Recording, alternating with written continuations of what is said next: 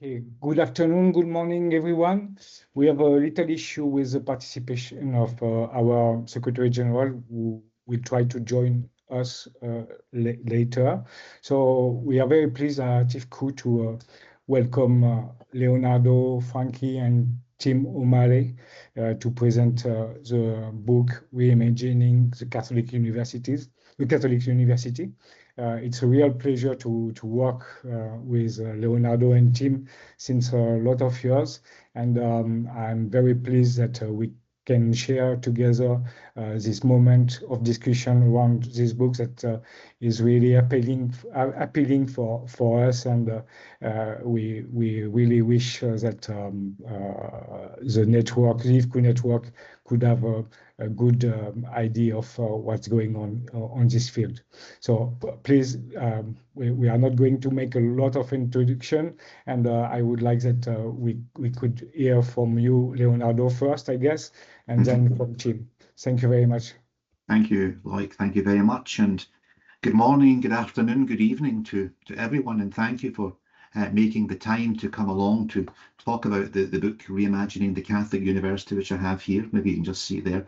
It's published as part of the Routledge short form books, so they are concise books to enjoy, give people the opportunity to read through a couple of ideas, a couple of essays on key themes. Now, we are working here with three people, Pieper, Newman and Dawson. Probably most of these names will be known to you through your current work.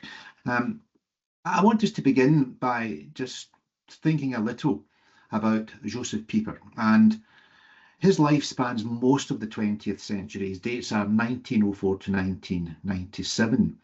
There's a very helpful mini biography on the website of Ignatius Press, which describes him as, quote, perhaps the most popular Thomist philosopher of the 20th century. Whether that is true or not is not the issue for us in this book, as we were not writing a biography. His wider life and contribution to education are not, however, incidental to our mission here, but what concerns us is his published view on the importance of leisure for human flourishing, and what this could mean for education, especially in the Catholic University. Now, despite his substantial reputation in philosophy and theology, Pieper's work might not appear in a list of the top educational thinkers of our age. That is why chapter 2 of the book is headed Rediscovering Pieper. We wish to offer his thinking on leisure to audiences who might not be in familiar terms with his work. Now, a few more words regarding context. Pieper was not writing in a vacuum. He wasn't even writing for fun. He was aware that post-war Europe needed a rebuilding morally, culturally, and in some cases physically, and that a drive towards economic regeneration, important as that might be, could lead to a mentality described, or best described as, a commitment to total work. In other words, work and its demands overwhelms the population so that many people become simply identified as human parts of a wider work-focused machine. Yet we have to bear in mind that there is a developed Catholic understanding of work, well articulated, for example, by Pope John Paul in his encyclical Laborem Exercens, published in 1981, to commemorate the centenary of Rerum Novarum from Pope Leo XIII. Pieper is not arguing against the importance of work. Now, we won't go into this in too much today. Safe to say that Pieper's thoughts on leisure allow us to see the importance of work as a means to our own and others' flourishing. So Pieper wanted to rethink the alignment between work and leisure, and to do this he proposed a rediscovery of a classical understanding of leisure, and this allows us to set leisure in the frame of education. And as many of us will know, that there are some Latin and Greek roots to these debates. We have ludo in Latin, I play. Ludus means school. Schol in Greek is leisure and free time. Latin schola also means leisure. So what we can infer from this is the relationship, this quite broad and can also be quite deep relationship between the notion of leisure, the notion of play, and the notion of school. In the book, in a section headed Chapter 2, Leisure, Culture and Education, it starts on page 21. I give 6 definitions of leisure, which are really taken from Pieper's work itself. And to give one brief quote we have from Pieper, leisure is in the first place an attitude of mind, a condition of the soul, and that is utterly contrary to the ideal of the worker in each and every one of the aspects under which it was analysed. Work is activity as toil and as a social function. End of quote. So what does that tell us? It suggests we must have a sense of calm and purpose. We must see God's providence in the world. And we also must have a healthy detachment, but not indifference that is at peace with our mission. So we're still looking at the key ideas around Pieper's work. So for Pieper, contemplation and reflection reached its zenith in the Eucharist. Pope John Paul II's work, Ex Corde Ecclesiae, also makes the point in paragraph 39. Pieper also had much to say in other works about festival and celebration. For example, a quote is, "But if celebration is the core of leisure, then leisure can only be made possible and justifiable on the same basis as the celebration of the festival. And that basis is divine worship." And that's a quote from another book called What Does Academic Mean? So in summary, Pieper's work on leisure allows us to propose a pedagogy of contemplation as the foundation of the curriculum of the Catholic University. His proposal offers solid intellectual and pastoral resources for ongoing reform of the curriculum of our Catholic universities. So it's basically in chapter 2, we're looking at the core of Pieper's work, the ideas he was trying to present in his short book, Leisure, the Basis of Culture. I want now just to talk a little about chapter 4. And this chapter is headed Knowledge and a Common Way of Life. And I'm thinking back here to January 2024, when Pope Francis, God rest him, addressed Catholic University leaders in Rome on the 19th of January. This was part of a Fuke conference to mark the centenary of the foundation of Fuke itself. I was there, maybe some of you were there as well. And this is what Pope Francis said, re the purpose of Catholic universities. And to help us to translate culturally in a language open to new generations and at times the richness of Christian tradition, to identify the new frontiers of thought, science and technology, and to approach them with balance and wisdom. And that whole speech to the International Fédération of Catholic Universities gathering in January 24 is certainly worth rereading and thinking about as we move forward in this debate over the Catholic University. Now, in chapter 4, we explore briefly 2 important texts, one by St John Henry Newman, the new doctor of Catholic education, and Christopher Dawson. And both these writers, in their own way, offer helpful insights into the aims and the purpose of the Catholic University. Both texts have sufficient rigour and insight to assist Catholic academics and a fresh reading of Pieper's work for contemporary contexts. So I'm going to look first at a short essay of Newman. It's called Intellect, the Instrument of Religious Training. And a short essay, it's actually a sermon which has been published as an essay. And in the sermon, he's linking both knowledge and devotion. That's the highlight. And the essay Intellect is the first of 8 sermons preached before the Catholic University of Ireland between 1856 and 1857. And like all of Newman's work, repays careful and repeated reading. For me, to be honest, the highlight is the following sentence. I wish the same spots and the same individuals to be at once oracles of philosophy and shrines of devotion. End of quote. That's a very good aspiration. For Newman, knowledge needs not an immediate outlet in practical outcomes, and his linking of the intellect, religion and morality is a reminder of the essential foundations of the Catholic University project. His argument that universities are sites of both intellectual and moral formation, and his commitment to both the search for knowledge as its own end and the importance of a collegial life in universities hints strongly at a very leisurely, classically understood, notion of university life. The overlap between leisure and intellect, and the latter's explicit and direct focus on integrating the different functions of the human mind, implies that the spiritual and moral questions of the student body, whether they arise from tensions in collegial living, lack of direction in study, or any of the possible issues that affect young people today are not, as we know, on the margins of student life. But how can we shape a university curriculum that is capable of matching such expectations? These are ongoing discussions, but it's also about the totality of campus life, influenced by the overarching vision of the Catholic University standing at the heart of the Church and in the world of ideas. I want now just to focus briefly on Christopher Dawson's work, The Crisis of Western Education, first published in 1961. Now, for Dawson, the crisis is in broad terms a breakdown between religion and culture, and he makes this point in 4 ways. So the first one is Dawson regards culture as embodied religion. This is rooted in and emerges from the Christian doctrine of the Incarnation, and thus directly questions the validity of spirituality or spiritual forms that deny the importance of the material.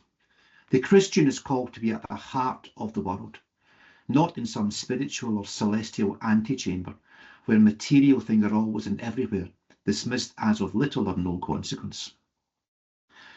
The second point is that Dawson argues for the university or universities to take the lead in the restoration of Christian culture by integrating its insight and thought patterns into its curriculum of studies. And they should prioritise the study of Christian culture as, quote, an objective historical reality. And he makes the point that universities are in the front line of the restoration of Christian culture to a society that needs the order and cohesion that the Christian faith can bring. He also is quick to remind the readers that education in the period known as the Middle Ages was not centred on so-called book learning, and he talks about the importance of liturgical and artistic expression, the cycle of feasts and fasts as a background of social life, and how every part of the community life found an appropriate ritual and sacramental expression. So it's much, much more than simply a book-centred process. So for Dawson's arguments, therefore, support Pieper's claim that leisurely learning, to coin a phrase, finds its highest and deepest expression in the notion of festival, with the celebration of the liturgy at its apex. The life of the community is grounded in the rituals of the Church, with no aspect of human life beyond this cultural reality. There was no sense in Dawson of religion being simply a part of life, rather it was life itself. Culture is embodied religion, and that communities are bound together by a shared body of beliefs, practices and rituals, both implicit and explicit, and these are the primary components of the educative process. The last point, Dawson had an outward and forward-looking vision. He did not see his programme for the renewal of Christian culture as a sectarian initiative that did not seek to influence and shape wider debates, and he shared this with Pieper. In many ways, Dawson's thinking anticipated the Second Vatican Council's call for lay Christians to act as a positive influence on society. So I'm going to pause now and pass the microphone to my great friend and colleague, Tim O'Malley. So friends, thank you so much for being here. Good morning, good afternoon, good evening, buonasera, wherever you are. It's a joy to be with you. I'm grateful also to Leonard, who invited me to participate in this project and the composition of this short essay. And I use the term essay intentionally because it's not sort of a comprehensive study. It's intended in some regards to generate inquiry, to lead to dialogue, and I hope friendly interlocutors like yourself. That will keep the text from becoming simply another item on one CV, falling into the various consumerist mindset that's inflicted the modern university. So in this text, in chapters 1 and 3, I attend a good deal to that modern context of the university, dealing with a number of texts that link to sort of a judgment of the speed of the late modern university. I engage the work of not only Joseph Pieper, but Harmat Rosa and his own sort of account of speed and a lack of resonance in society. But I think sort of what I want to do, rather than summarize those chapters today, is to take sort of a step back and wonder what's the overall project that I'm interested in the text, along with Leonard, as well as sort of moving forward where a text like this goes. So in recent years, there's been a lot of literature devoted to the need to slow down academic life. An outstanding example of such a text is The Slow Professor, Challenging the Culture of Speed in the Academy, which is from 2016. Taking up the slow food movement as a paradigm, Maggie Burr, Barbara K. Sieber provide principles by which an academic might fight against the bureaucratization of the professorship, one that measures constantly the efficacy of one's teaching and scholarship in terms of quantity. How many students are taught? How efficiently are they educated? How can I turn out more peer-reviewed articles and tomes, raising both my own and the research profile of the university I'm working within? Berg and Sieber are writing their own essay outside of an explicitly religious context. Their arguments to them hold true for any college or university. But the pressures upon higher education make it difficult for many colleges or universities to follow their advice. Profit margins depend on having as many students in class as possible. Generative artificial intelligence, not imagined by the book from 2016, promises efficiency in all domains of academic life, exchanging the slow and arduous pursuit of truth among a community of friends with queries asked to chatbots. University rankings depend on metrics like quantity of research dollars procured and the number of times that articles from faculty are cited. Faculty in this model are supposed to be brilliant teachers, extraordinary researchers, and in addition, all their work is supposed to be immediately relevant to the wider social order. In the midst of this, I suppose, they might want to do things like eat, sleep, or raise a family, but I guess those things are optional. Catholic colleges and universities have something specific to contribute to this conversation. As John Paul II states in Ex Corde Ecclesiae, the vocation of the Catholic University is, in his words, to consecrate itself without reserve to the cause of truth.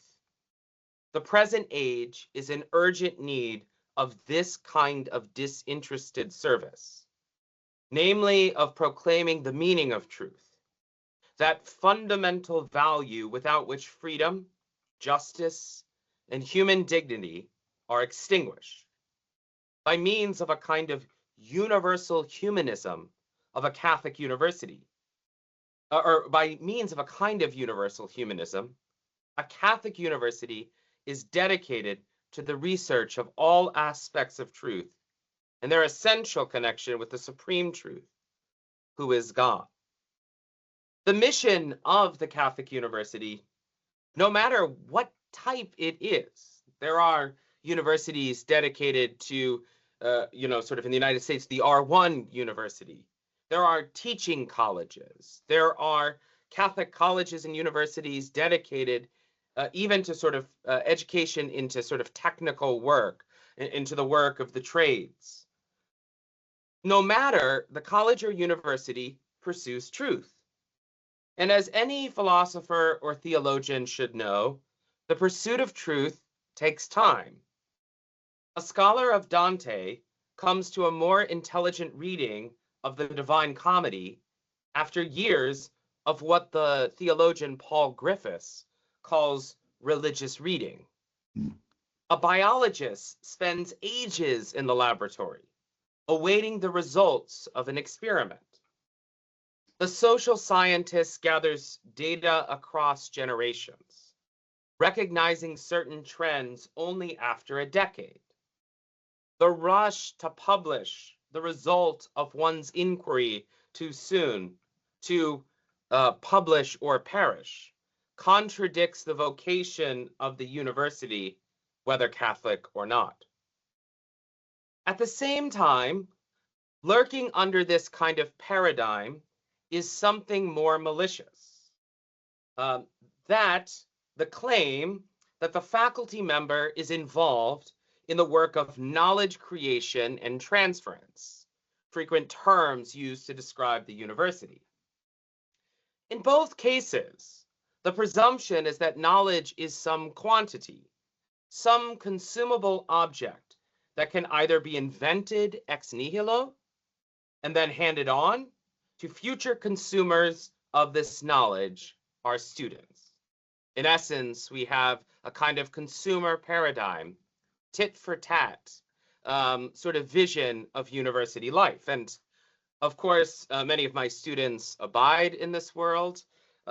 They want a degree, and the pursuit of that degree is really credentialing rather than a sense or immersion into wisdom. What I love about Joseph Pieper is that he offers an alternative vision for how the human person comes to know, right? It's contemplative, it's sacramental, it's congruent with what Pope Francis spoke about in Laudato Si relative to this sort of a non-technocratic paradigm for knowledge.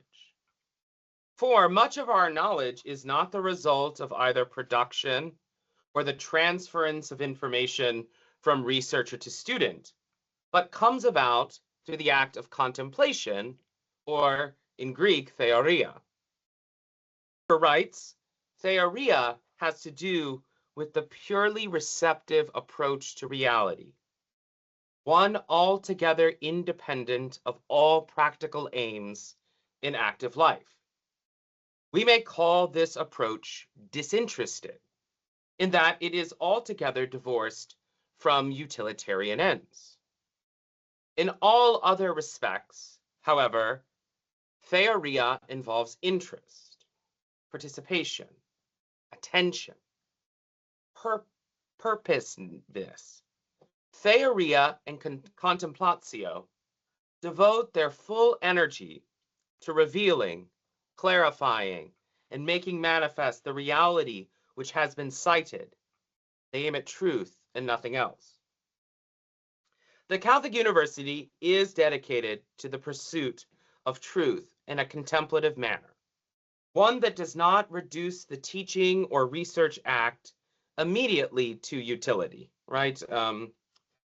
Sometimes it's worthwhile. I'm teaching a course this semester on the theology of childhood, and the contemplation, for example, of childhood in Clement of Alexandria is worthwhile unto itself. Even if, for many of my students, as it's true, they're taking the class because they will one day want to be parents or teachers, and this vision of childhood will, in fact, be quite useful to them. Our act of contemplation is first and foremost not a matter of utility. Pieper does not mean, therefore, that contemplative beholding is devoid of fruitfulness, but instead, the act of contemplation cannot be judged exclusively by its ends. It involves the common pursuit of scholars and students together in beholding, wondering, musing, arguing, considering, and sometimes even loving what is discovered. Simply, at the heart of this book is a retrieval of a vision of the world as gracious, gratuity. Call it an ontology of gift, fundamentally denied by the neoliberal university. one that seeks to turn everything into the quantifiable or the consumable. The Catholic University must offer a kind of prophetic space where an alternative vision of human knowing and flourishing takes center stage. Each of us are made for something akin to the sacramental beholding of the wonders of the cosmos, a way of seeing that can easily pass into something akin to festive worship and praise, at least for those of us who engage in this leisurely work as religious people. I should say that this text doesn't do everything. And in fact, already in this short sort of introduction, I'm introducing themes that are sort of minor or overtones, drawing them out a bit more explicitly. But I suspect that this is the first step toward the kind of ressourcement, or returning to the sources, necessary for reimagining the university in late modernity. More work is needed, and in fact, this is my interest in retrieving such a vision in the work of Augustine of Hippo, of Bonaventure, right, into even sort of contemporary sort of ressourcement figures, Henri de Lubac, Louis Bouillet, and more. More work is needed, and well, the sources for future work are many, but it's a project that I hope will take a very long time for me, so that I don't actually contradict what I just said, that it actually is a slow, contemplative undertaking, and I'm grateful to have these colleagues here to enter into dialogue with it. So that's all I have to say. Thank you, Tim. Thank you, Leonardo. Before opening the floor to the participants, I will open the mic of everyone who wants to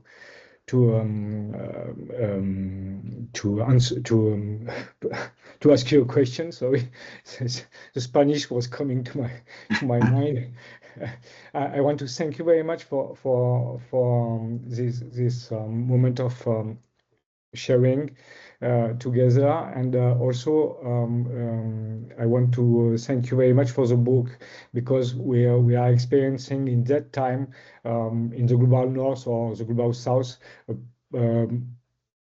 a great pressure on education and universities, especially where everywhere in the world we are talking about metrics, we are talking about KPI.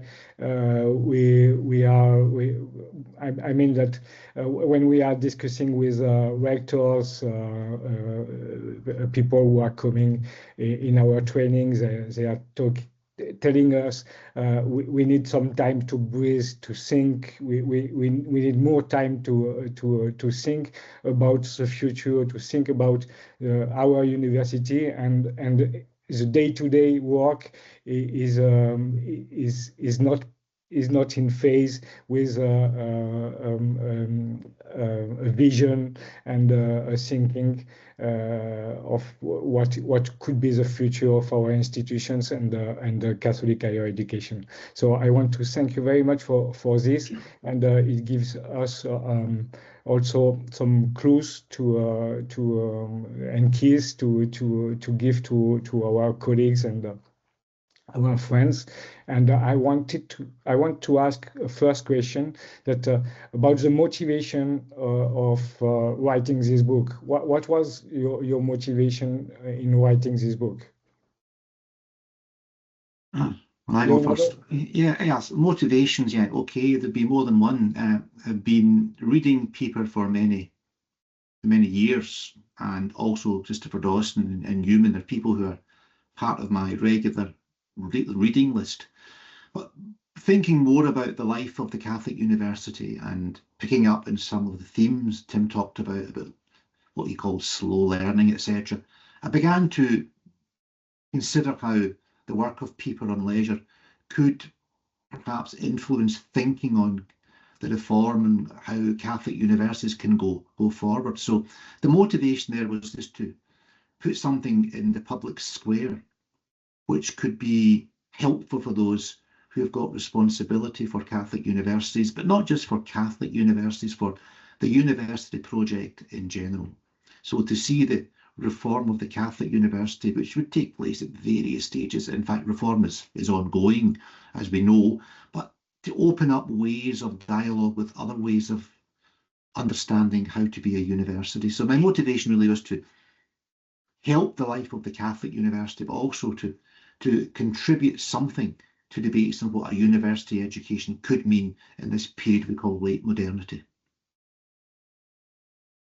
Yeah, I stand with Leonard for all those dimensions too. I'll highlight that I think the invitation actually to participate in the project arose from me every fall at the University of Notre Dame in the United States. I teach a course on the theology of marriage, which is a required course for our undergraduates, and there are 270 in this class.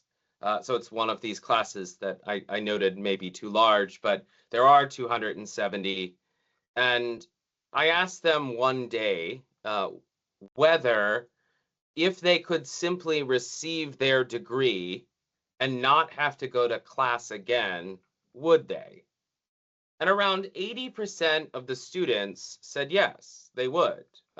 It was this kind of shocking moment. They're attending a very expensive university in the United States, paying, up to $90,000 US dollars per year to go to school. And they would prefer to just receive that credential than to spend time in class. And so I've recognized how pernicious this kind of consumer paradigm is. And I wanted to do something where the university and college think more deeply about the rationale, its purpose of educating, of researching, of serving the social order. And so, at this exact moment, right, I tweet something out about it. And that's when Leonard got in touch and said, do you want to do this book? So it arose from that, and our two interests kind of meshed together very well. But that's the kind of experiential grounds by which the book came into existence for me.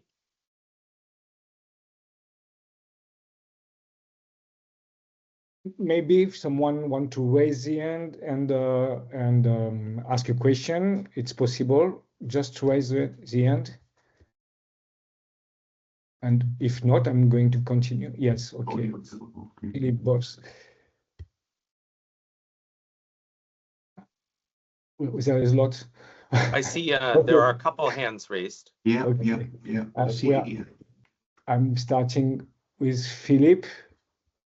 Now the mic is open. Okay. I can see how to unmute, but I can't see how to put my camera on. I apologize. Okay. We can just we know what you look like, Philip. Okay. Okay. Here we are. Good.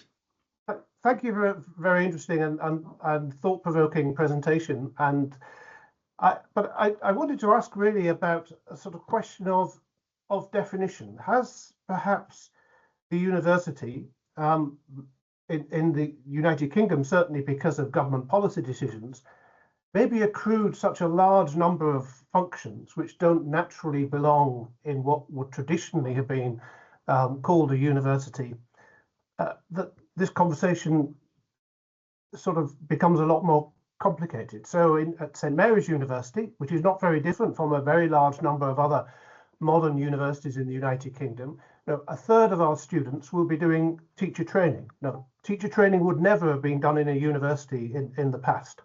And there's a limit to how slowly you can do teacher training. The vast majority of what is done is actually in the classroom. Then the majority of the rest of our students will be doing business, which is very much about technique, say physiotherapy and these sorts of things, which would have previously have been done in professional colleges, polytechnics, and so on. And then we'll have liberal arts students, theology students, and so on and so forth.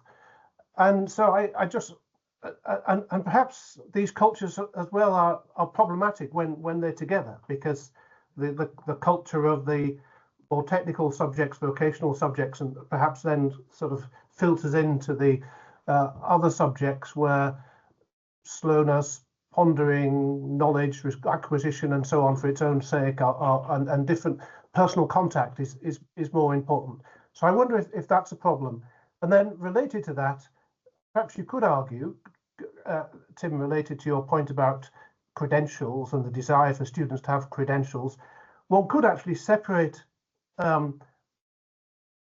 knowledge creation, dissemination, discussion, and so on from credentials altogether, and have, have, if you like, learned societies to do some of the functions that you're talking about, which don't actually provide any qualifications whatsoever. And I do see these arising actually in a number of countries where young people join a whole range of different institutes in order to have the kind of experience you're talking about, but they don't get any qualifications for it.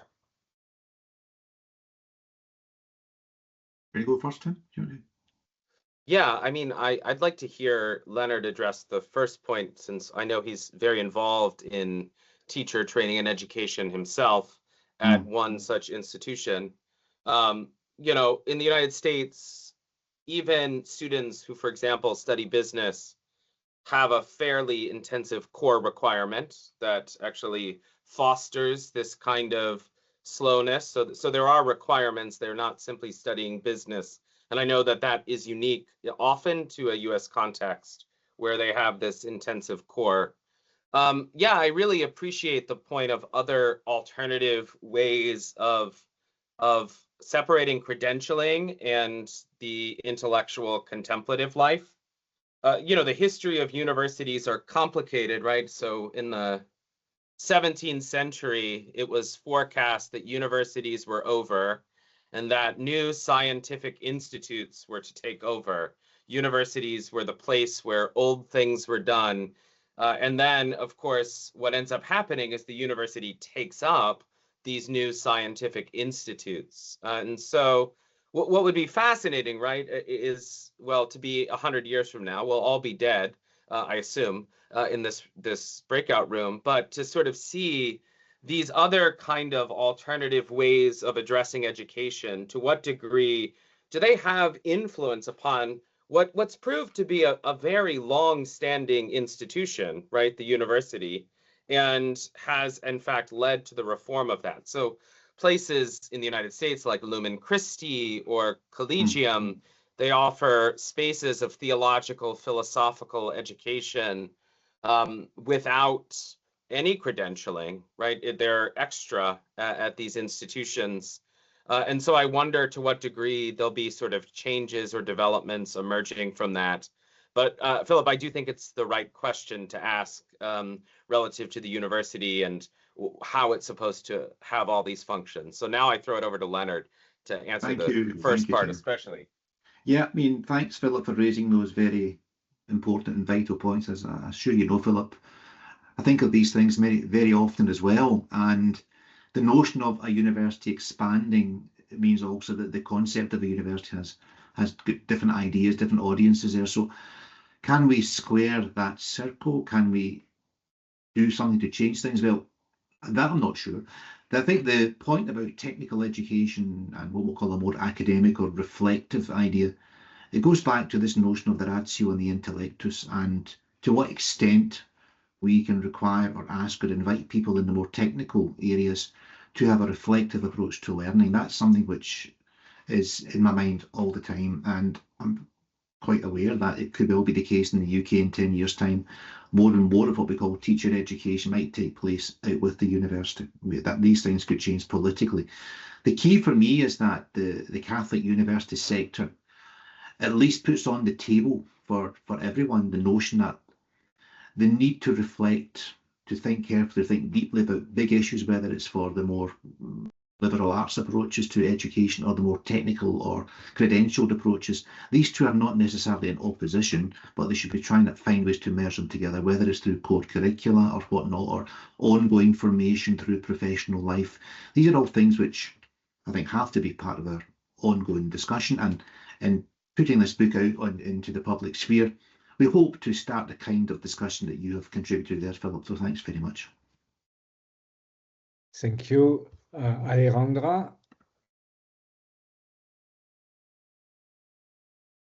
you are mute, but you can open the mic. Yeah.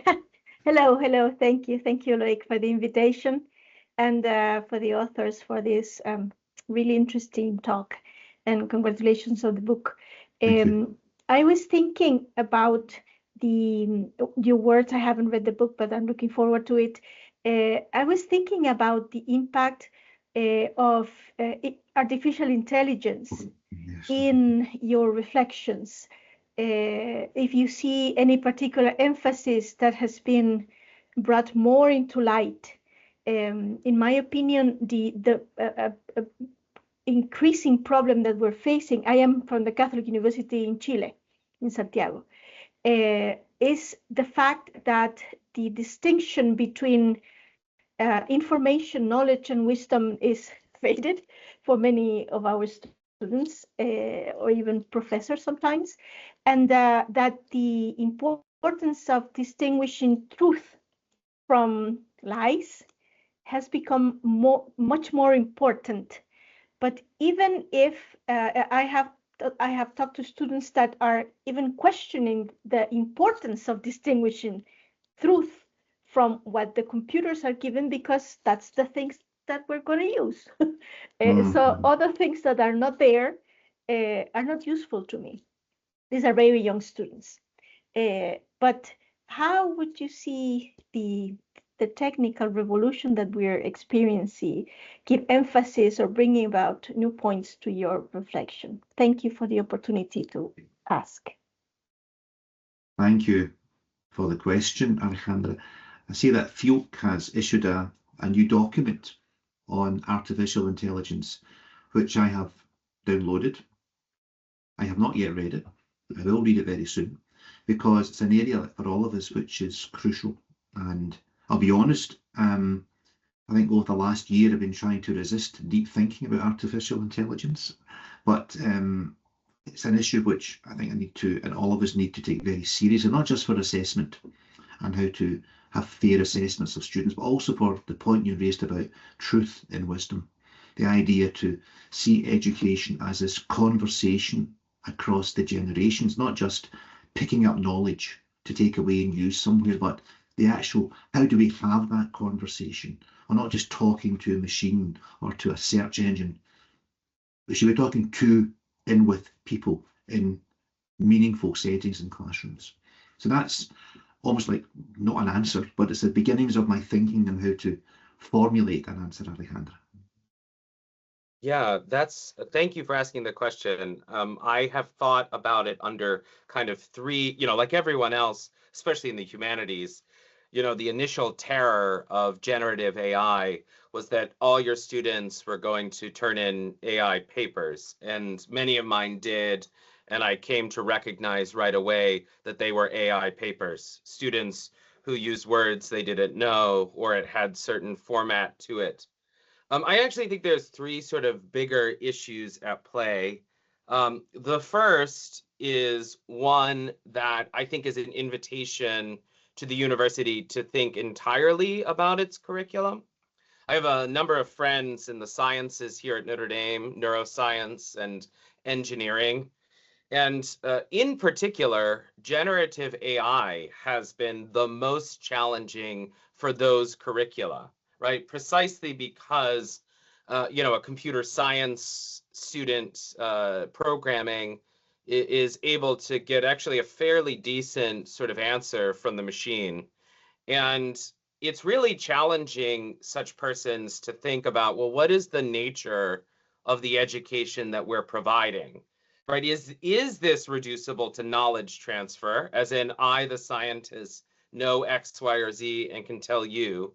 Or is this kind of sort of dialogical thing? So in that sense, on the first point, I actually think that it's inviting the university, if we're self-reflective, to say, well, what is our curriculum? What's the purpose for it? What are we doing, right? Because now the machine can do many things we thought we were doing, right?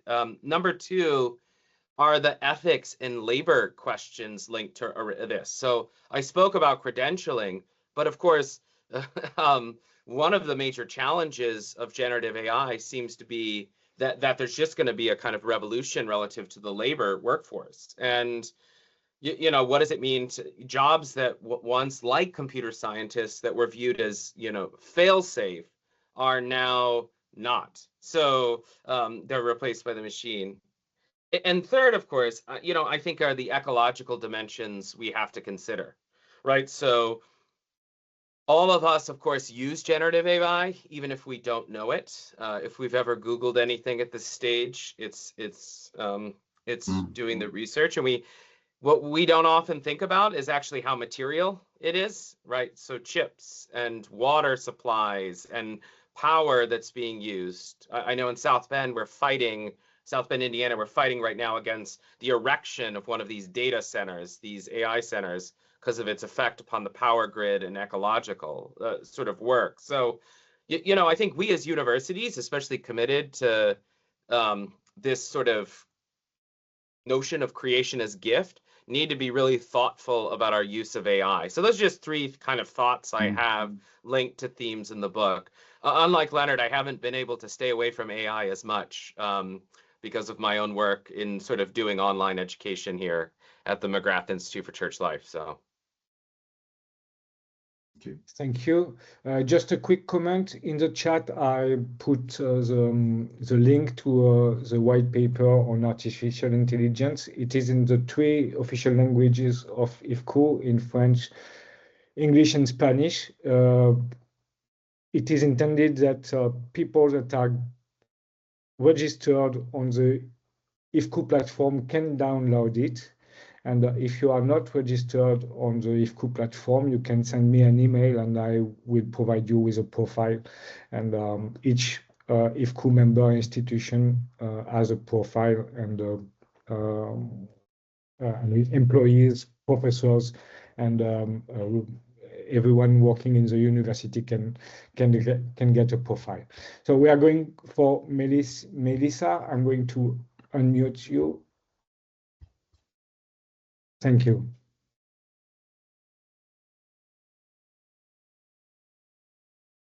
Okay, well, thank you, Tim and Leonard. Tim knows I'm in complete agreement with the concerns raised in the book, and haven't yet had a chance to read it in full, but I'm looking forward to that. I was wondering if either of you have practical advice, either for faculty or for students, right? For the way that we can encourage students who, I mean, I think the bind that you talk about in the book applies both to faculty and to students, right? Faculty who would like to engage in this slower, more contemplative approach, but because of the requirements for advancement in their careers, or simply the requirements for, you know, maintaining their positions and not being fired, feel that they have to kind of do the publish or perish thing and constantly keep the pace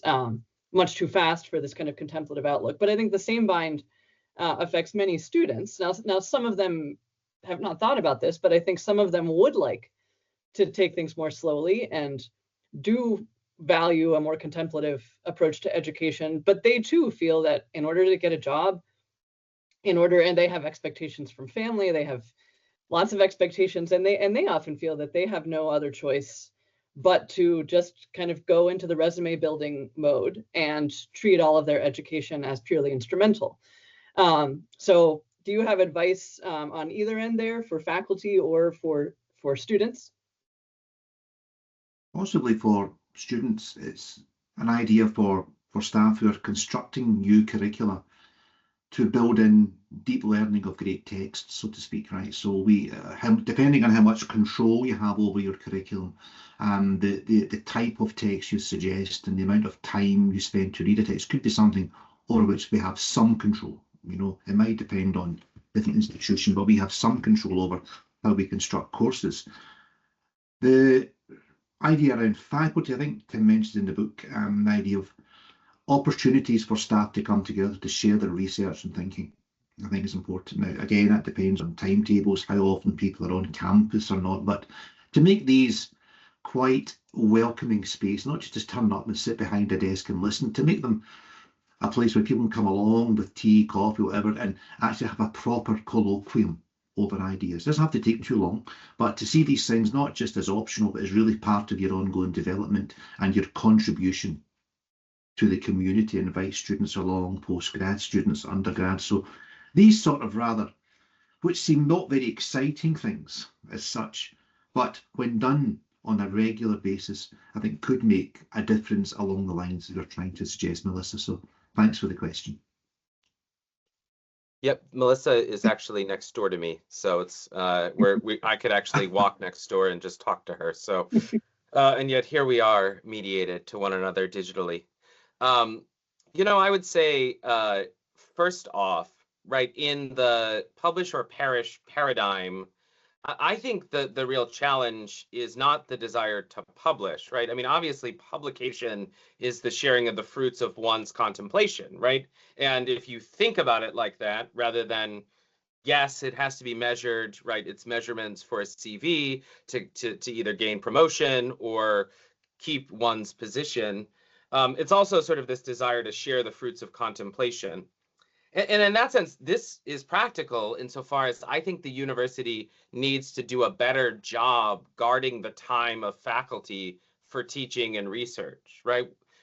There's a lot of extra trainings that are created. I say this being behind on a most recent 2 of them. And there are a lot of extra meetings that are called that are intended to run the university. And I think one of the challenges, or the university has to find a way to really guard that time for the sake of contemplation and to actually publish, right? You know, in the US or in other contexts where there's tenure, right? Of course, the gift is you do that first and then you get to do what you want. It's a strange context, but I wonder how much longer that will be around. You know, for students, I think, you know, I know you do this, you know, I think it's teaching the kinds of courses that invite students who quite naturally want credentials. Like, I'm not against it, right? I came to university as a first generation student. I wasn't like, an option on the other side wasn't, you know, becoming an itinerant philosopher who just wanders around. I needed a job to make money to eventually pay for my family. And I think, though, that in the midst of this credentialing, our sort of work is finding really creative ways as they're gaining that credential to raise the much larger questions that are part and parcel of life, right? So they have to take a required class with you or me or someone else. Are there ways to slow that down, right? And to say, like, okay, these are essential questions. And I think that's where Leonard's point about us getting to know each other better as faculty, our research, our common work is integral because we can rely on each other's work, right? An economist, a philosopher, a social scientist can be in conversation with bigger questions because they know members of the faculty, they're engaged in it. I guess all of that does require time and guarding time. And I think that's where the university, that's where SLO professor spends a lot of time, is how does the university better guard the time of its professors? So thank you for that. Thank you. Thank you very much. We have a question from Jan. Hello. Thank you for presentation. I'm looking forward to the book. I have one comment and one short question. The comment, I heard many times from professors, from my colleagues, that this fast research or approach to fast research, publishing and all that stuff is devastating true character of education or university. But once many people around me became deans or rectors or members of Senate, they change their mind and they just, you know, going in the same way. So my question is, do you think that the possible change or increase in this sense could be done by us teachers, or the better way is to influence to rectors and deans and bodies at universities which govern and manage things. And my comment, very personal experience from last academic year. I'm a teacher of philosophy at Catholic University, and I spent a week with my students last year in pilgrimage in Italy, and it was amazing time. It was extracurricular activity, and I'm very happy of it. And I think this, for me, this is the way how to escape of this very strict system of pursuing for credentials and diplomas, and not deep or not harvesting from the wisdom and relationships at university. Thank you. Thank you, Jan. I think the point you make about people assuming other roles and then maybe changing the view on the importance of research and time is pertinent. It could well be a chance to rethink how we organise these roles in the Catholic University. When you go into a senior role, is that a case of you never go back to teaching again? Do we want to get to the situation where people return to teaching after so many years in the senior role, so they're not taken out of the teaching and research cycle? These are tricky things, I must say, and we can wholly understand how someone can go into a new role and they have new pressures and new demands on their time. It all goes back to how we conceptualise, how we define what the university actually is, and then what the Catholic University is saying to ourselves about what we're trying to do. So I appreciate that's not a great answer, but it's certainly something we need to consider more deeply as a community. Yeah, no, I agree with Leonard. There are micro and macro ways, so I think both are needed. Right, I have a classroom and I have space where I'm able to create a culture, and I can do that, right? So that's the sort of micro way. I don't need my dean or sort of any provost or to sort of, say like, you can't do that, right? So there's a lot of freedom there. But then, of course, right, there are those sort of macro culture creating, which I think is really important in administration, right? So I agree with those two things, and thanks. Thank you. Is AD, you want to add something, a comment or a question? Thank you. Thanks to the presenters. And I feel really personally moved by Jan's wonderful question. I'm at Marquette University, a Jesuit university in the US, a recovering dean of both arts and sciences and education, and I'm a humanities professor. So I wanted to ask a question really about the materiality of campus life. And Leonard, you alluded to this. Thinking about in the past, our Catholic universities were supported through the presence of a lot of men and women religious on our campuses. They provided a lot of labor at low or no cost, and they also played a significant role in the intellectual and moral formation of students. It would seem that we as lay people really haven't stepped up to the challenge that this vacuum has been left by the dwindling number of religious on our campus. Something that my husband and I have done at Marquette is we piloted a faculty in residence program, for example, which many universities have done very well.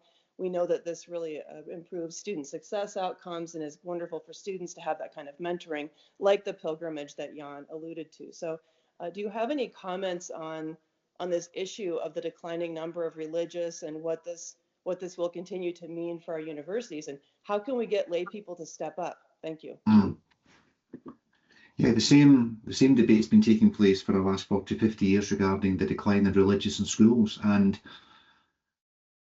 it really asks us to think again about the notion of the lay apostolate and go back to Vatican II and what we're trying to go over here in schools and things. The lay person is not doing that to make up for the lack of religious in schools or universities. We are doing that because education is our profession, and we try to sanctify our profession. So how to put it, how do we attract people to education, be it in schools or into the Catholic University? What are the ways in for young people who might want to see this as a career? How do we encourage people? How do we build up what we can call the pipelines into the university? Is it the classic route of undergraduate, then the postgraduate, PhD, then you become a research assistant or whatever? Or can we be more creative and talk about ways of we can bring people in through part-time, higher degrees, and maybe later on in life to build up a really strong, vibrant community that reflects the different experiences of the church? So I think the notion would be here around this question of how we understand and sort of propose and offer to the wider church the notion of a lay apostolate expressed through the vocation of being an academic. Yeah, I'll only add, I think that's right. I think especially, Marquette and the University of Notre Dame have a lot in common relative to the makeup of our faculty and the percentage of lay faculty at this stage as Catholic universities that once were run by Jesuits or Holy Cross and had lots and lots of both in the classroom.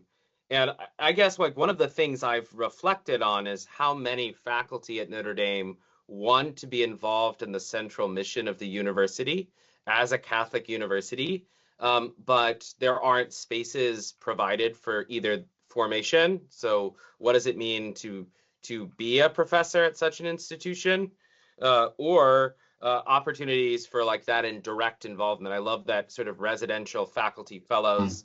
I have students over to my house with my spouse, and we cook for them and try to show them a sort of like normalish life, as normal as you can have with a 13-year-old and an 8-year-old running around. But to sort of say, this is a sort of integrated life, and to have an intellectual conversation at dinner with the students. So I really appreciate it. I think that it's a way forward. So thank you for asking the question. Thank you. Okay. Marek, you want to ask a question or make a comment? You can open your mic. Yes, I can. Thank you so much for, first of all, thank you so much for the invitation. I'm very happy to be with you and to hear this very interesting lectures. And I would like to go I'm from the Catholic University John Paul II in Lublin, Poland. I would like to go to the point of your speech, Tim. So I mean this issue you have many times emphasized that education should be based on truth, on seeking of truth. In this case, what I agree totally also. In this case, the education as a subject at the universities is more than seeking the question how should we educate, but also who do we educate. I mean about the human being, the image of human being, and please, some comments to this statement. What do you understand in this statement that education should be based on truth? Because in this case, it is more anthropological also issue, or even ontological issue. So please, Tom, and also Leonard, some comments to this statement. Thank you so much.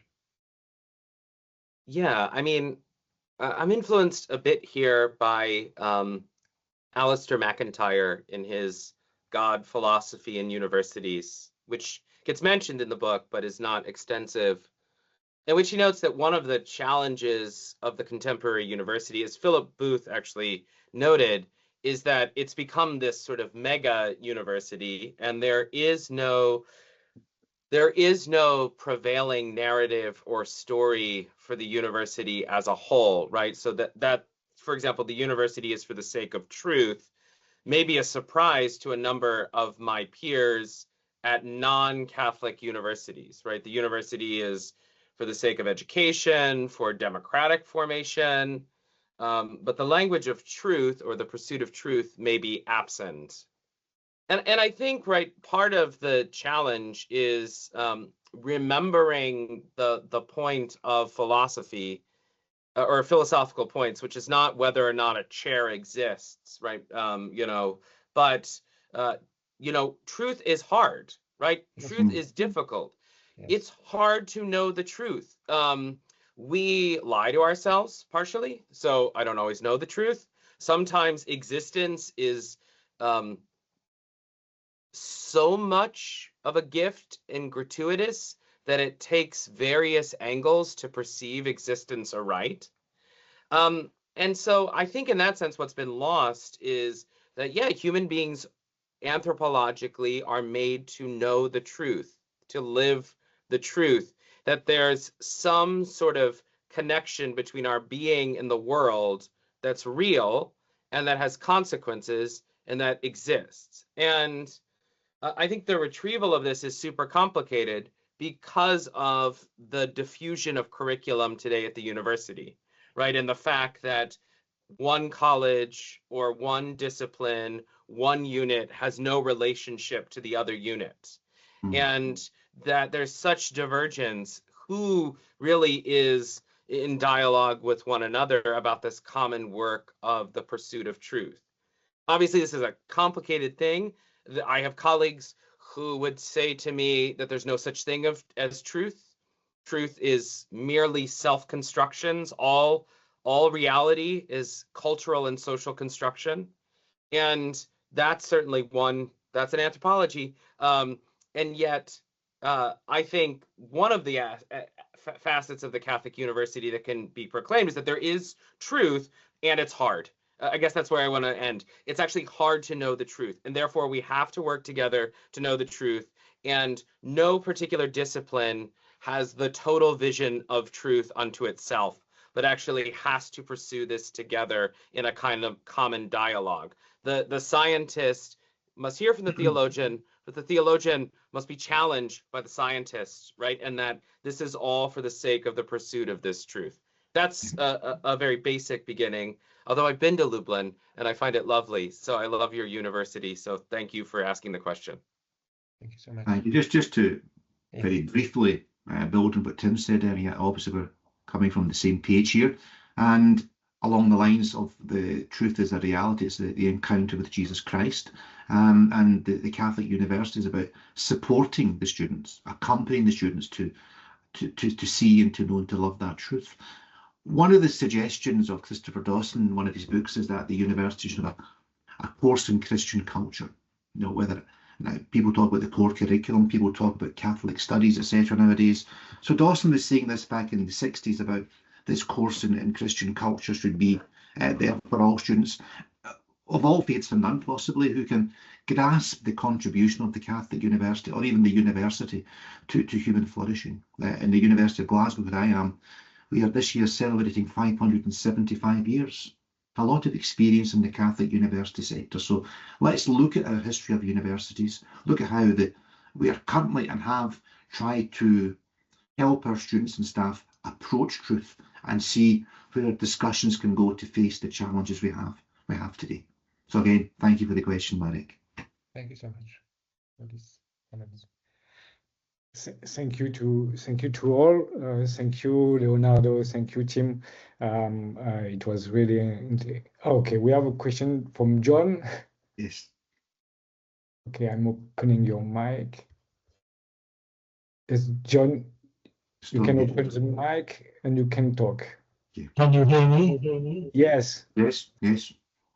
Right. Thank you very much. I have read the book. And as Leonard knows, I submitted a review in November. One of the things that the book does so well is it provides material for a stimulating faculty development conversation. If I could just give you 2 sentences that would lend themselves to lively conversation.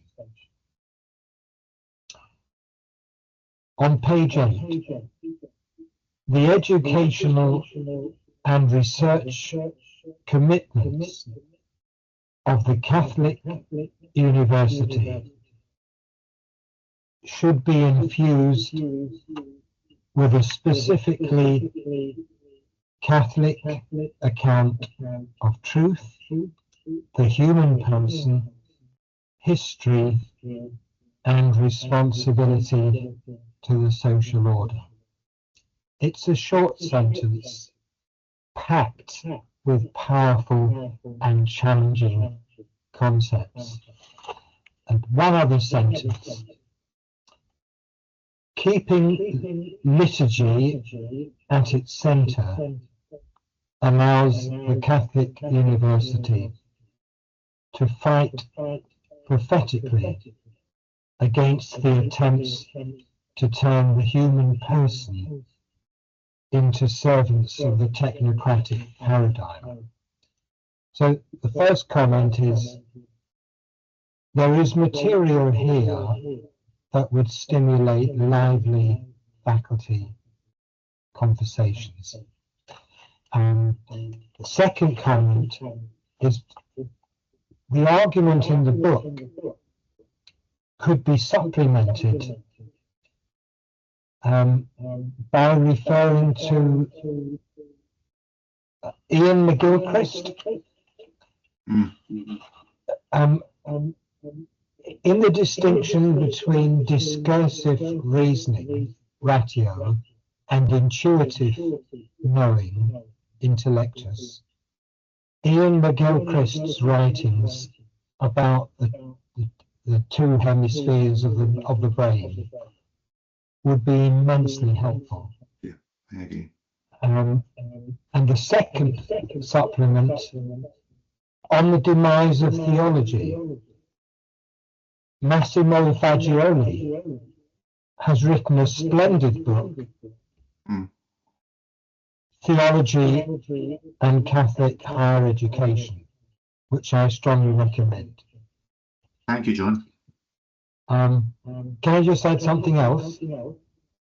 Have I got, okay. Tim referred in his first comment at the beginning of this webinar, he said, Tim, I think you said, I teach a course on the theology of marriage. That's right. It might be interesting, Tim, for your students to reflect on the similarities and differences between the asceticism of marriage and the asceticism of study and scholarship. There are some remarkable similarities.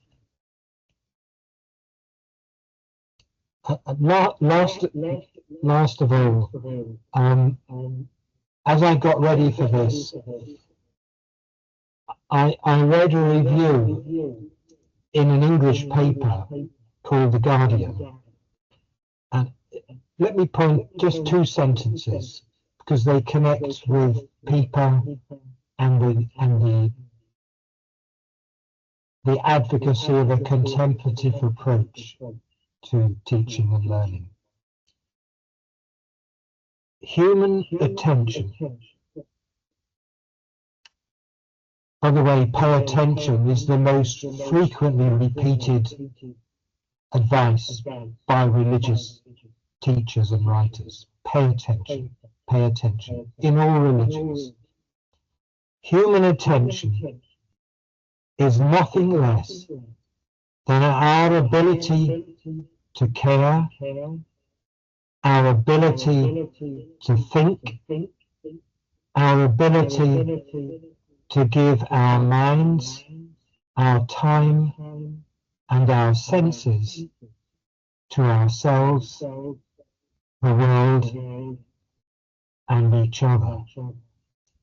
To commodify that attention is to commodify our very beings. A very simple question to ask our colleagues and our students is, what are we giving our attention to, and what effect is this having on us? And are we happy? And can we do anything about it? But overall, I think it's a splendid book. I just wish there was more. There might be. Thank you. Thank you very much. Do you want to add something, Tim? Oh, Helen, Sister Helen, welcome to ask a question or make a comment. I'm very pleased to see you here. Thank you, Loic, and thank you for a really interesting session. The talks were very good, but the questions were also really, really good and interesting. And Absolutely. I just, yeah, can you hear me? Okay. Yes. Yeah. So I just wanted to make two main points, picking up a couple of things that was said. I thought that was interesting that a reference was made to recensement, and this idea that we are drawing on deep resources. So we're coming back to things which are really powerful in the past. And I was thinking also the mention, I think it was Tim who made to the 17th century crisis of the universities and the way the academies, the Royal Academy, the various academies were set up. These were the places where the really important stuff was going to start happening. Oh, I didn't switch my video on. Sorry, I should probably do that. Yeah, sorry, thank you. And that yet the universities were able to react to it, because the thing that's really striking to me about this whole session is that I don't think that we're especially talking about Catholic universities. We're talking about a crisis of universities as a whole, and it's, I think, not a surprise that it's primarily within the Catholic universities that we're going to find the resources to actually confront the crisis for all the universities. And the first thing I want to say about this is something we haven't really talked about in this session, but I think it has a lot of potential. We've had a lot of discussion about how we're in this technocratic world and the students are being formed for it and they want jobs within it and all this sort of stuff. And we can see, I think, this deep effect that we have going right back to Greek thought, and that there's a separation between contemplation and deep thought and deep thinking and the practical life. And to some extent, we've picked this up in Christianity, but we have a lot of counter examples too. And religious life was already mentioned, and probably the most striking example is the Benedictine monasticism. As we think about the ora et labora, which of course connects us with all these questions about liturgy and feast that you were mentioning so much as part of this, recovering this deeper dimension of university life. I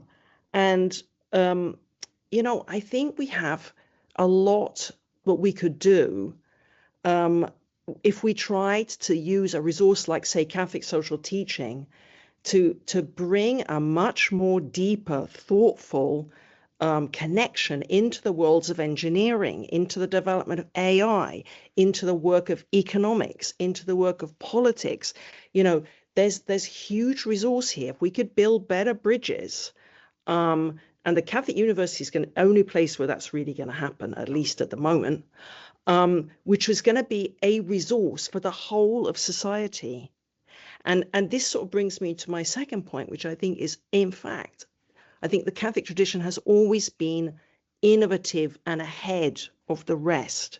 It's a whole story that was created by Voltaire and other people, that somehow Catholic Church is always about holding things back and stopping things happening and resisting and all this sort of thing. It's partly because of the modern mindset, which saw religion as a sort of a constraint on our exercise of our freedom. And so we get this idea that if we can have academic freedom and that sort of thing, Catholic tradition is a bit complicated. But I think that's a rather specific period of history that we're coming out of now.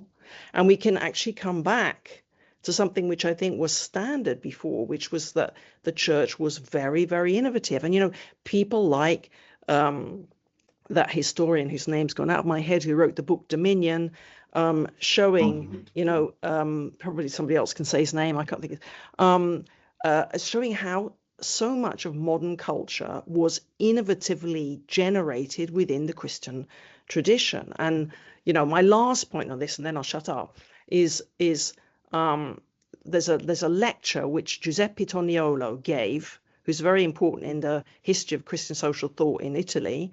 He's 28 years old. It's his inaugural lecture as a professor, 1873. So, you know, it's 150 years ago now.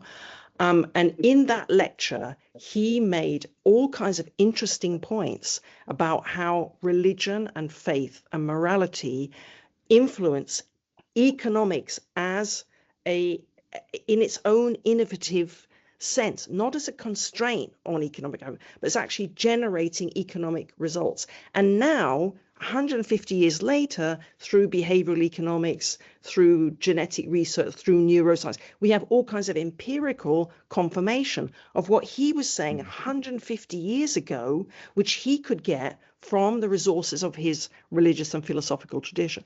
So, you know, listening to you talk now, I mean, I'm sorry that the university is in such a crisis situation. It's bad for us in that sense.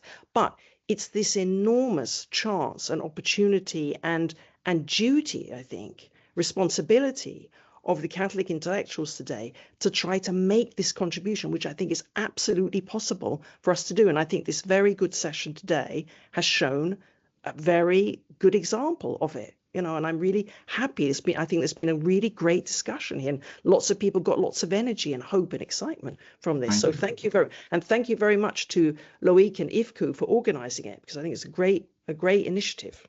Thank you. Thank you, Sister Helen. I could not have wished a conclusion like this. So thank you very much. I hope to see you soon in Rome, of course. I hope to meet each one, I don't know, in the near future. And I'm sure we are going to meet again with Tim and Leonardo in the same networks, as we are in some same committees working together. So thank you to all. Thank you especially to the authors of this book, and thank you to all the participants.